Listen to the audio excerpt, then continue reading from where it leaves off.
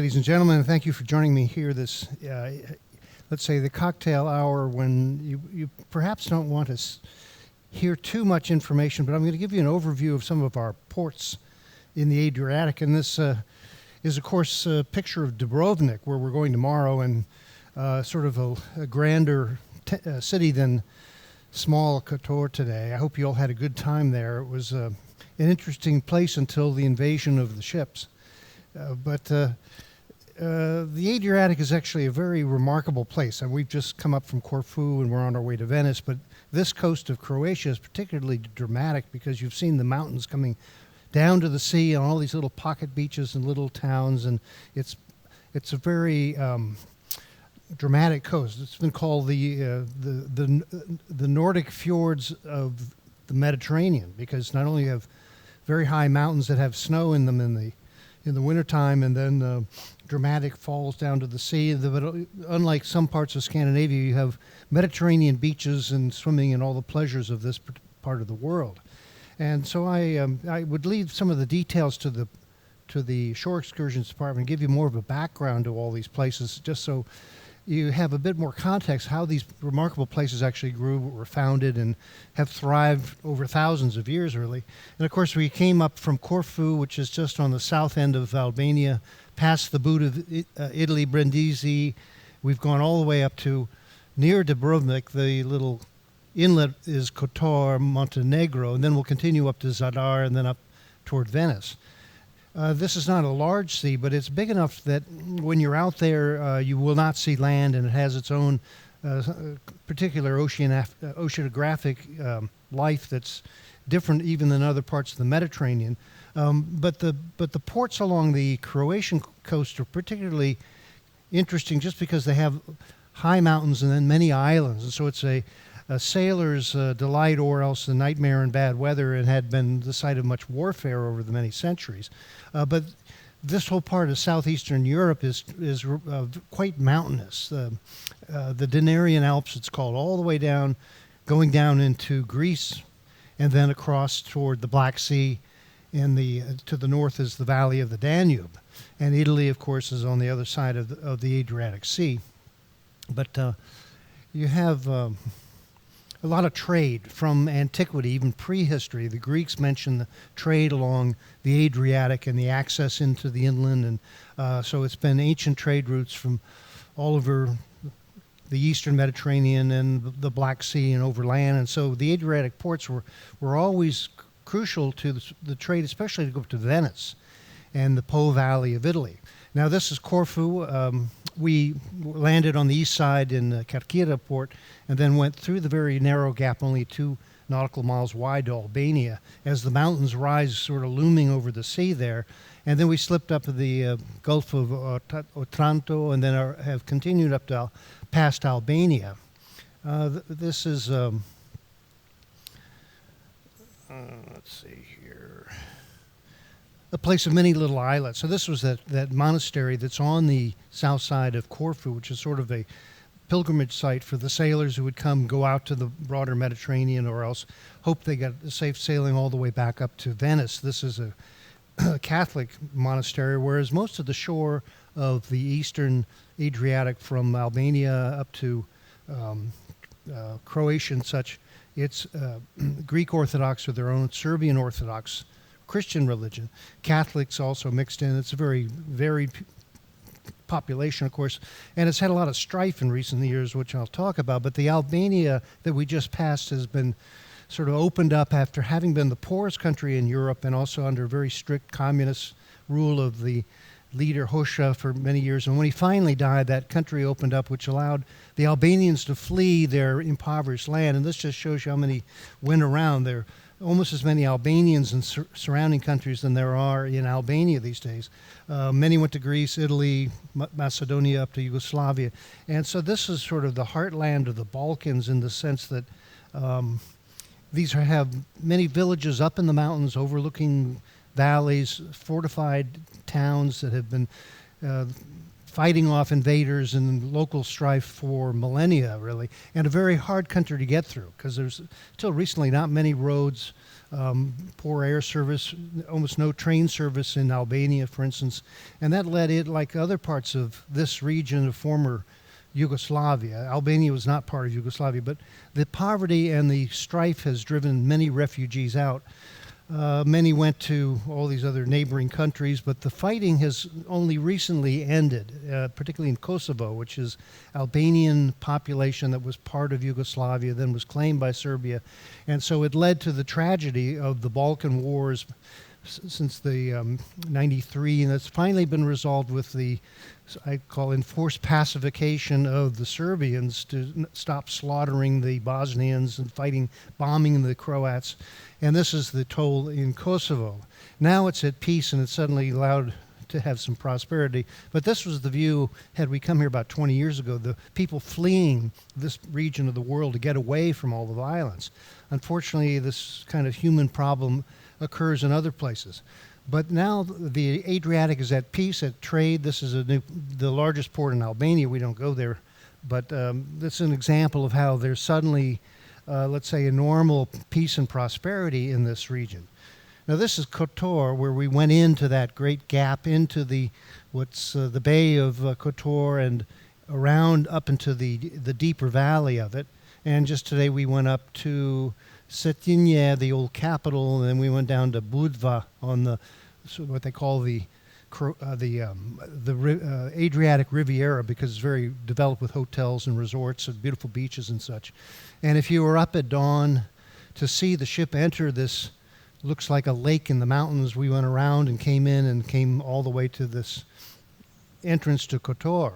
And this is, well, we were there today, and you know how beautiful it is, and I hope you had an interesting time there. These are the islands at the main entrance to around into Kotor, which are the islands of stones, because they were actually built by offerings of bringing stones onto the rocks that had been there naturally, and then slowly but surely they built enough islands to build a couple of churches on it. And so this was where sailors, fishermen, local people would go out in their boats. If they were going to go out into the Adriatic Sea, they would always stop and make an offering and prayers at these churches that were built on this pile of rocks.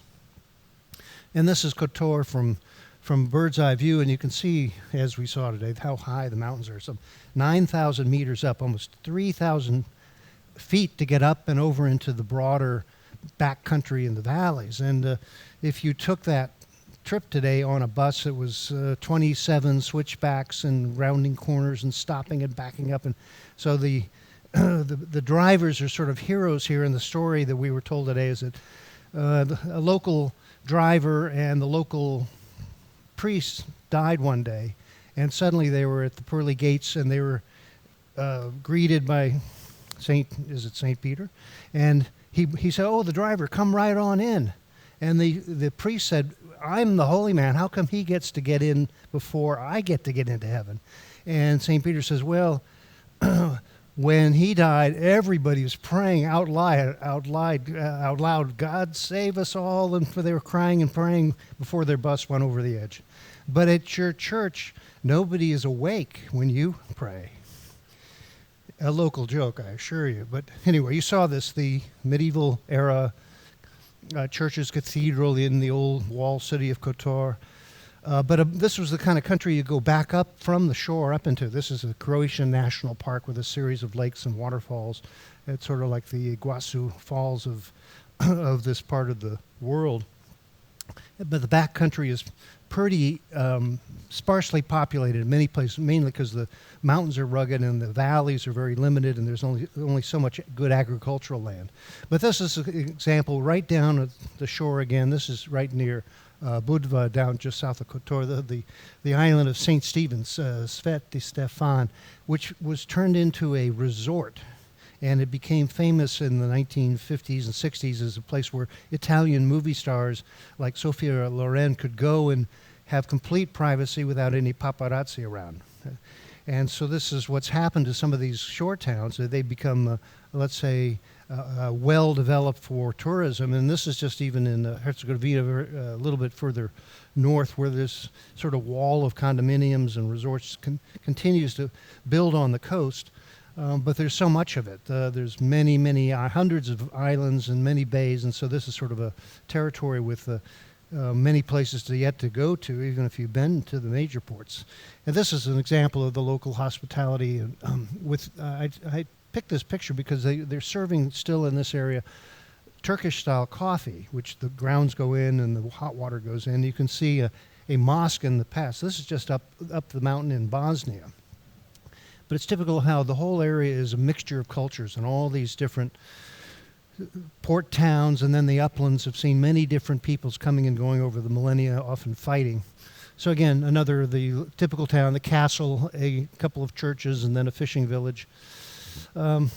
We are just south of Dubrovnik here. We're going to go there tomorrow and then continue up. We're not stopping at Split this time, maybe on the way back. And then we go to Zadar, which is on the inside of a series of islands, and then we continue up.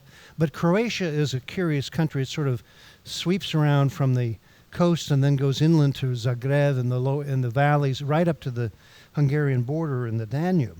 But they're very distinct areas, and it's sort of a geography that is reflected, the national boundaries, that reflects the kind of national problems of who speaks the language and who's in charge. And so this whole area has been contested quite a bit over the years. Here's Dubrovnik, where we're going. The old name was Ragusa, which was the Latin name of the town. You'll still see the name around.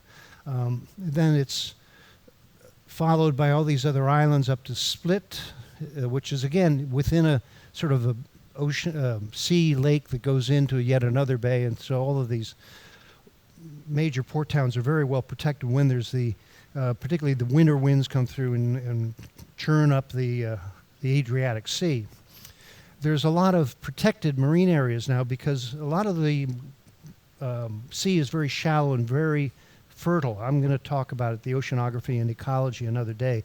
But this is now a national park, and many of the islands are uninhabited, and there's good reason. There's no water, no shade, no souvenir shop, no cafe.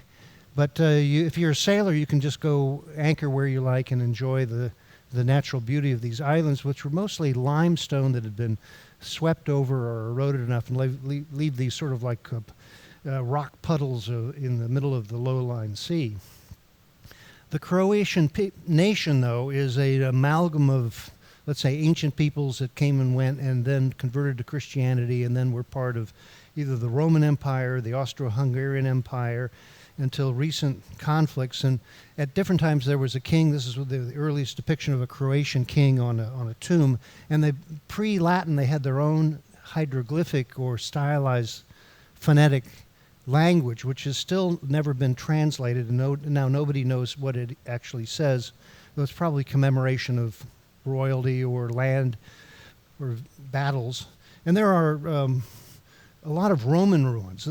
The area in Roman times was called Liburnia, and all the little towns and the major ports had Roman names, like Dubrovnik had.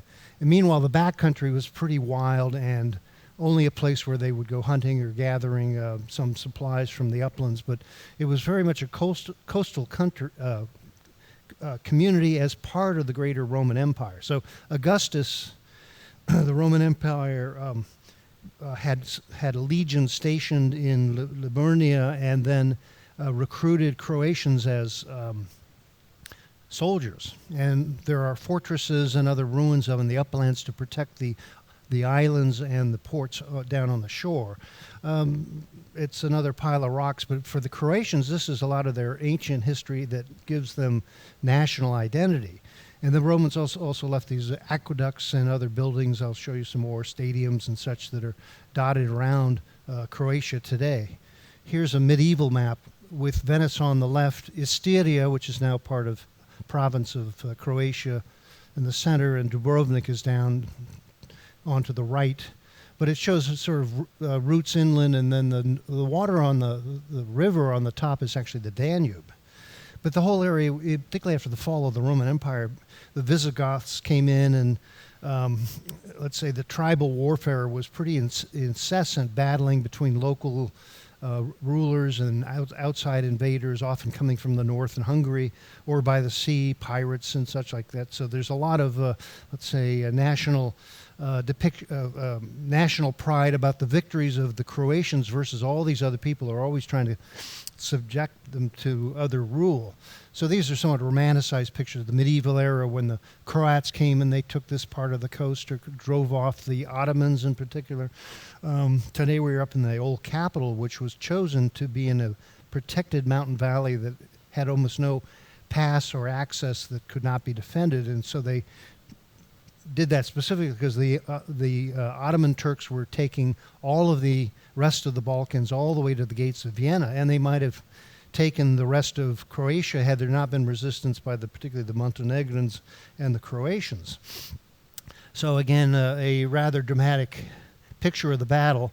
But I found this as an example of how Croatian borders have changed since 900 to 1500 to later in 1600s. And so these are all done by warfare and treaties. 1848, it was chopped up, given to the Austro-Hungarian Empire. The Italians took it. It was, in 1991, independent of Yugoslavia. But there are all these empires that were constantly trying to take over. The Hungarians, the Serbians, the Italians of various measure. The Venetians had the strongest power, of course, had their base in Corfu, and then they held Dubrovnik for many centuries. And then it continued when the Ottoman Empire expanded all the way up to the gates of the Holy Roman Empire. Croatia remained Christian and defended mainly by the geography and the valor of the Croatians and the Montenegros.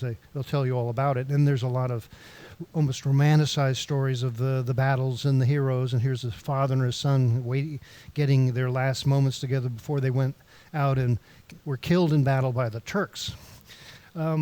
Later, the Austro-Hungarian Empire ruled Croatia and all the way down into Macedonia, northern Greece. And this was the governor in Dubrovnik of the area. Probably spoke no Croatian because he was probably from Austria. But he was faced with rebellions in 1848 of the free-thinking reformists that year swept Europe with many uprisings against monarchy and the remnants of the feudal orders, and was suppressed pretty much from one end to the other, leading to many to emigrate to America from all over Europe. And then the Austro-Hungarian Empire put back in a king of Croatia to give the people their own leader under the rule of the Habsburgs, though. And so this was one of the royal family all dressed up in their very finery. We saw a bit of it today. I couldn't believe some people could have so many fancy clothes.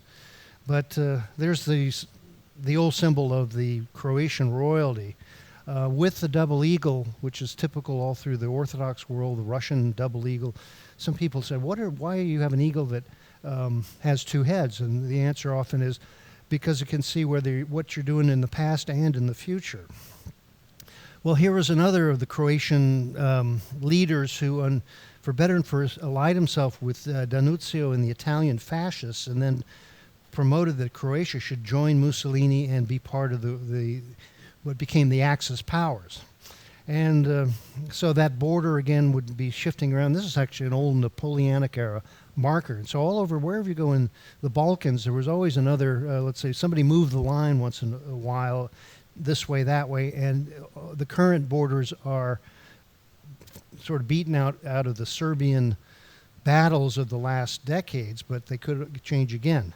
The one unifying leader in the whole area was, of course, Joseph Tito, who had been a communist guerrilla saboteur. This is his police mugshot when he was a young man, but he survived prison and he went on to lead the resistance, particularly against the Germans, and also some of the local Nazi sympathizers among the Croatians. And so he then became the leader of Yugoslavia and unified this whole area.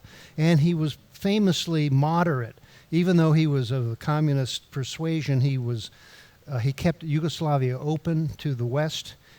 He would visit around the world. He was considered a moderator in the middle of the Cold War. And there, of course, he is with our late Queen. And then he was even invited to the White House. Even today, someone said, we miss Tito because he would have kept the peace.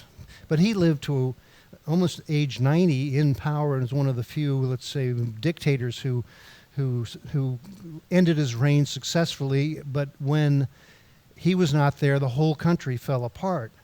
Here's an illustration of all the different ethnic groups, and the yellow are the Croatians, the green are the Serbs, and the Albanians south, and Montenegro and such. But you can see they're all sort of mixed in with each other. But the brown is actually the Bosnian Muslims, and they became the subject of a great deal of oppression and massacres and such. And a lot of this happened out in the countryside where local ethnic people who got along under Tito and their religion was not that prominently important in their life to go out and kill their neighbors, they all turned on each other, and so the bloodbath went on for years, a lot in local villages and with local militias, and it was a terrible time that was very hard to stop, actually, once that gets going. But meanwhile, it's gone back to relative prosperity, agricultural production, fishing. Here's the market in Zagreb, the capital of Croatia, which is in the sort of the great open valley where there's a lot of agriculture up there. Here it is in another picture, but it's a modern city with growth and activity. I have business actually with friends in Zagreb these days. But here's an older picture. They have a tram system. This is sort of the upland city. But again, they have tremendous churches, and they're very religious peoples. This is one with a tremendous outdoor stadium such. This is Catholic Church, by the way. And the religious fervor in this part of the world is palpable. And I was reading someone saying that these people are actually very similar, and they speak the same language, but they identify differently because of their religion and their various heritage. And this is where religion becomes sort of a weapon. That if you're not part of our group, then we don't want to be with you. And this is where the let's say the moderation under the very secular government of Tito, when that ended, all of the religious animosities came out into war. So here's a view of near Zagreb of a nunnery and monks. We've seen a few Orthodox monks up in the mountains and in some of the major. We've been going to churches and monasteries where in the Greek and Serbian, Russian Orthodox Church you can go in anytime and you're welcome. But on the other hand, it's a modern secular society. I found this in a National Geographic with their typical, let's say, the natives at play. And this is actually a nude beach in Croatia with their own marching band. But the Croatian people, having had all these problems in history, have had a change into a parliamentary democratic government. Now they have political parties and protests, and it's a fairly open and functioning democracy. This was a protest against nuclear power. When the citizens were in 1993, Croatia got its independence, and then they've had a very vibrant political life ever since. It's a comedian running for office, that one. But when the war came, it kind of destroyed a lot of the good faith between the neighbors, let's say. And so this was the tragedy of the Balkans in our recent times. And we don't even know how many people died. There were wholesale massacres that are still being brought to justice at the International Court in The Hague. But now you can go around in all these countries that are from Albania to Serbia to Croatia, and they have these war monuments, which I picked out a couple of pictures just because they are, let's say, remarkably grim as a monument.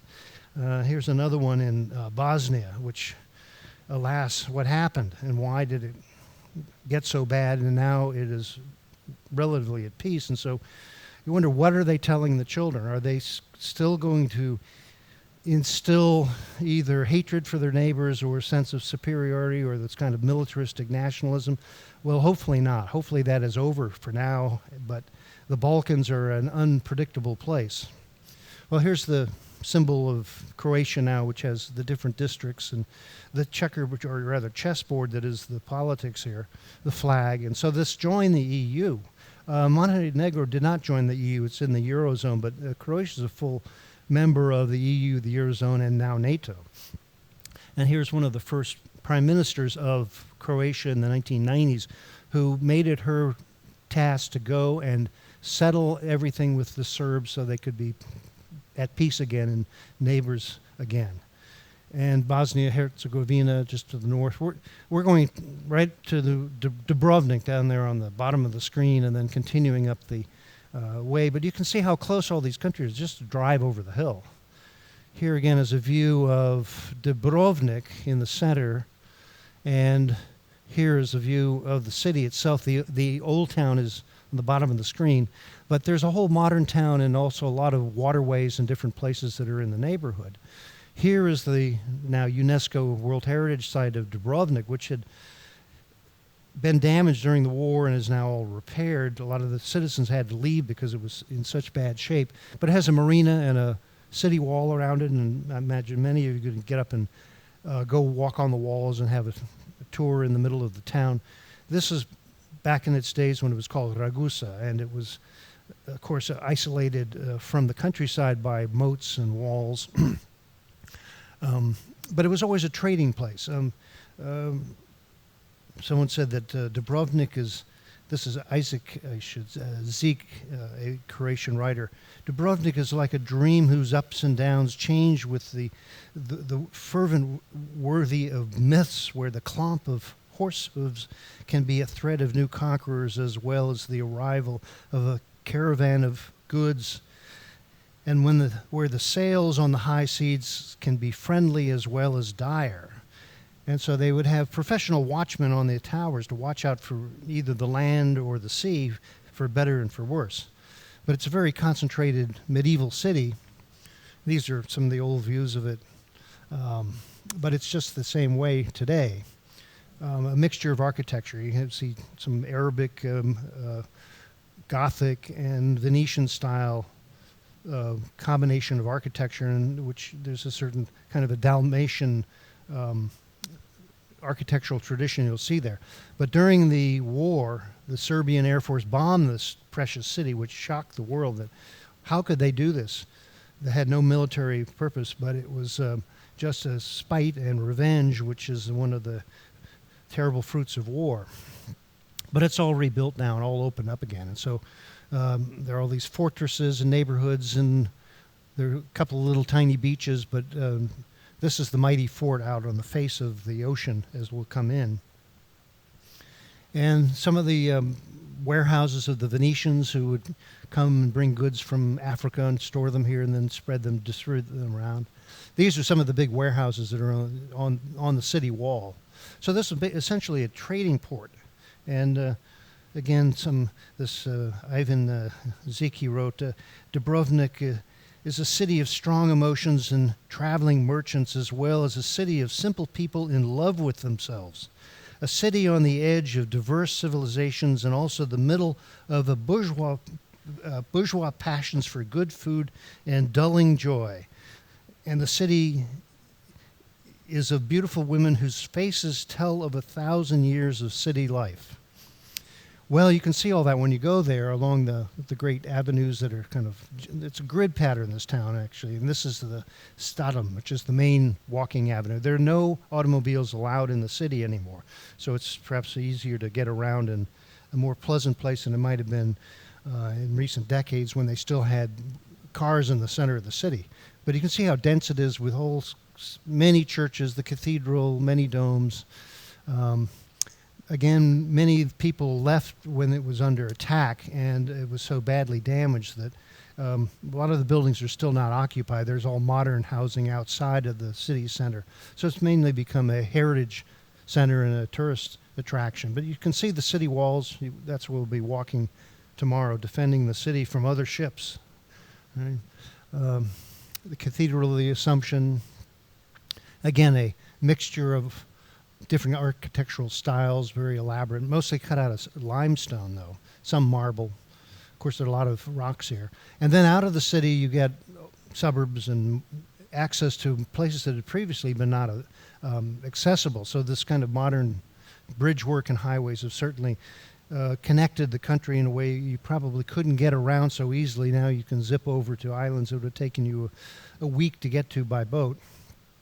One place that you might visit just south of Dubrovnik is an Italian noble's country home, which he features a grotto to Poseidon, and also has a Roman aqueduct in it, just what everybody needs in your backyard.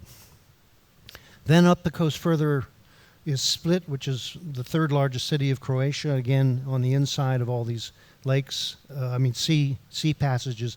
This is Zadar, where we're going to go. It's right there in the center of this geostat picture. But you can see all these different islands, many of them completely bare limestone. And this gives it this particular challenge to navigation, but it's also very scenic. Zadar itself is an ancient Roman settlement which features some of the best preserved Roman buildings still around the cathedral and the main square. And there'll be a number of excursions out into the countryside and such. Because the upland, like here, well, it's not quite as steep, but it's very lush and full of interest in the little towns and other castles and history in the area. For instance, Camerlengo Castle, which was one of the sites for the last royal family of Croatia when they came down to the shore from Zagreb. In the olden days, it looked like this. You'd have sail ships only, and the castle on the hill, and the church and the market. But this is Rijeka, which is the largest port of all of Croatia. We're not going there. That's pretty far up into the off the sea and not of much historic interest. It is right there next up that long arm of the sea next to the peninsula of Istria, which again was a Roman province. And then as you go around to Trieste and then Venice, that's the top of the Adriatic. We were going to go to Kotor, Slovenia, but we've changed the ship schedule so that we're going to go on straight to our Italian home. But this is the biggest city on the eastern Adriatic, Trieste. This is Kotor, where we're going to go, but we're not. It has an interesting waterfront and a small town feeling, but we're passing that one by to have more time to go to Venice. This is one of the buildings in Kotor, which has a very unusual combination of Venetian style, Arabic, and Gothic features, particularly the arched windows and those parapets that are like a bird about to take off. That's definitely an Arabic style of ornamentation. In Istria, this is the best preserved Roman Colosseum. There is far better than the one in Rome, for instance, and they still use it. You can see the stage there for it. Here's also the modern version of the Roman stadium. This one's in Split. So it's a modern life in the midst of all this history. People live in the present. This is the Italian nautical flag, which is a quiz. Can you name the symbols that make the Italian Navy? You have up on the upper left Venice, and the right Genoa, the traditional enemies, and then on the bottom you have on the left Amalfi on the Sorrento coast, and then on the right side Livorno, which is our gateway to Florence. But that's the united flag of the Italian Marine. Of course, they're not that united, but that's their official flag. Other ports on the Adriatic on the Italian side include Ancona. You can see it's not that high mountains. There are a few cliffs. This is near Ravenna, which is famous for its medieval churches and particularly these mosaics. Here's Ancona, which is a commercial port, but there are a lot of beaches and resorts along this side of the Italian side of the Adriatic. Here again is Trieste, a major port with a lot of more recent buildings, and it was a favorite resort city for the Austro-Hungarian Empire. It was part of that. And so it has a lot of people speak German, and there's a lot of different mixed architecture because of all the people who have come into Trieste. But our goal on this trip, of course, is to get to Venice.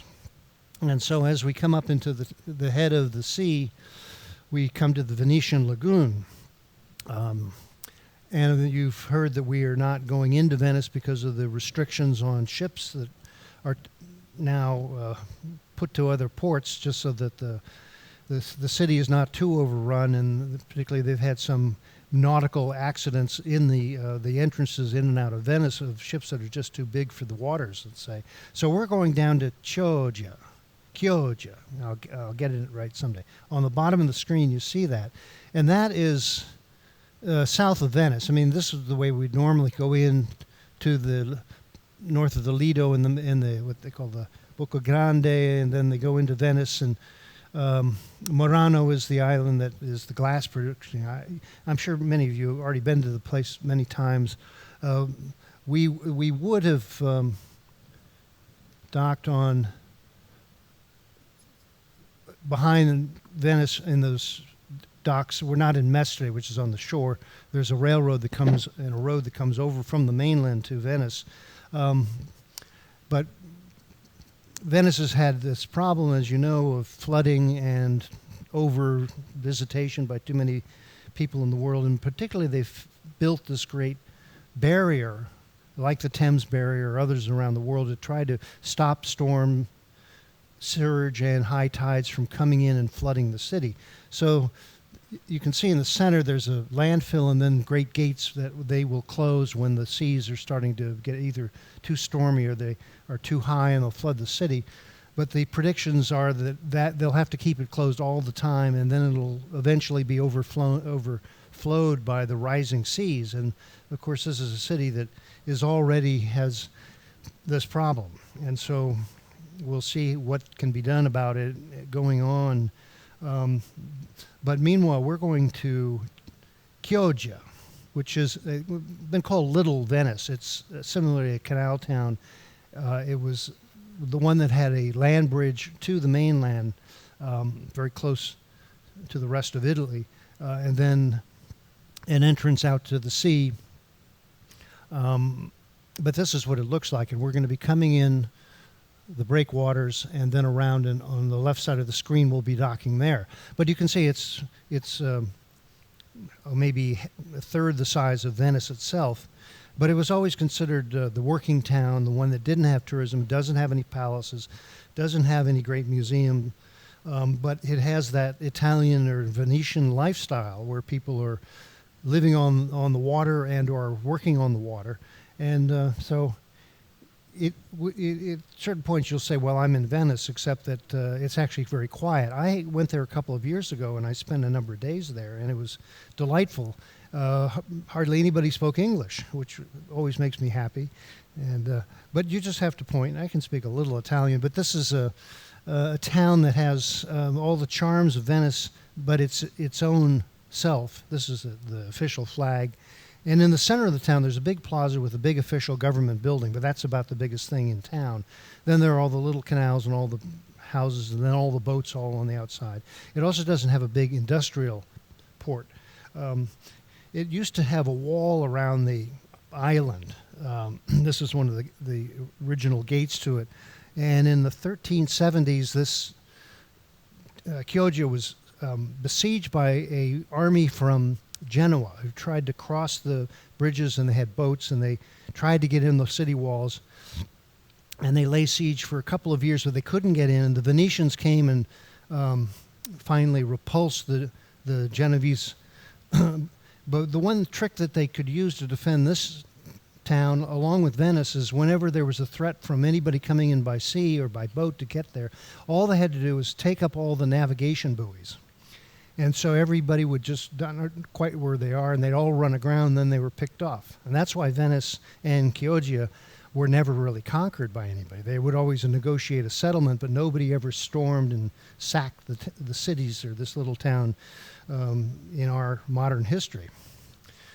And it was also the site of some Italian literature where the haughty Venetians would make fun of the Chioggians as a bunch of rubes and fools, and so there's some opera buffa about the silly people in this town. You'll meet a few, but it's a small place, and we'll enjoy it as it is, and then take a boat transfer to Venice. So you have maybe I was told an hour boat ride to come land right at the Grand Canal. So it's a little part of a bit of a way, but it's also close enough so we'll still have our time in Venice as we wish. So here's another bit of a view with the canals and the churches. But you can walk around this town in an hour, and there are all kinds of little cafes and particularly fresh seafood landed right on the boat, right there to the restaurants right along the docks there, without a big crowd. So as you've taken this trip up the Adriatic and you've seen many places, I hope you can appreciate the depth of history and the variety of people and the charm of this part of the world. And in one of my future lifetimes, I'm going to get myself my own little boat and just sort of wander around as long as they'll let me, because it's a beautiful part of the world and we're lucky to be here. And with that, I wish you a bon viaggio, and we'll see you in Dubrovnik tomorrow. Thank you very much. Opa!